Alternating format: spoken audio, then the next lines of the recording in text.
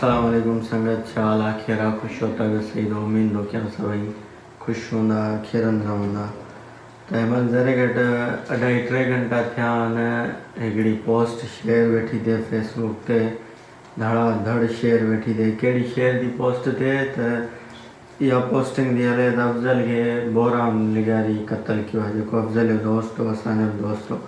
सो उन्हनि भाइरनि खे उन्हनि भेणुनि खे उन्हनि माण्हुनि खे मां हथ ॿधी अर्ज़ु कंदुमि गुज़ारिश कंदुमि त अञा कंहिं बि ॻाल्हि जी ख़बर न आहे पई, अञा का बि कंफर्मेशन न आहे थी। इहे तव्हां जूं ग़लति पोस्टूं रखण सां केस कमज़ोर थी वेंदो, ॿियो कुझु बि न थींदो।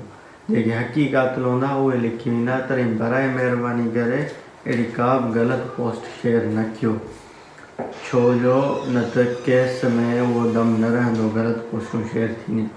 का कंफर्मेशन न आहे ऐं लिखंदा त 3 ॾींहं पहिरियां बोराम लिगारी गिरफ़्तार थियो आहे। मूंखे ख़ुदि ज़ाती ख़बर आहे त बोराम लिगारी फस्ट डे खां वठी अंदरि आहे। जंहिं ॾींहुं शहीद अफ़ज़ल खे शहीद कयो वियो आहे उन ॾींहुं खां वठी बोराम लिगारी ऐं आसिफ़ हुमैन 2 ॼणा अंदरि आहिनि, पुलिस कस्टडी में आहिनि, उन्हनि खां माना पुछा ॻाछ हले वेठी।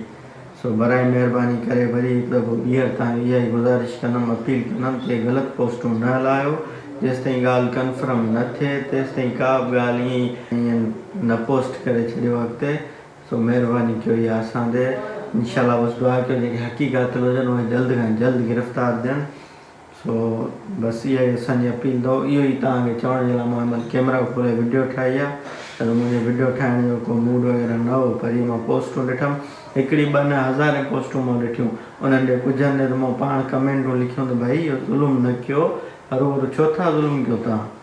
सो महिरबानी करे इहे पोस्टूं न रखो, जे रखियूं था डिलीट करे छॾियो। या अफ़वाह आहे या का बि साबिती वारी ॻाल्हि न आहे, हिन में को बि सची ॻाल्हि न आहे, का ख़बर न आहे, कंफर्मेशन न आहे। सो माशाअल्लाह दुआउनि में यादि उमीद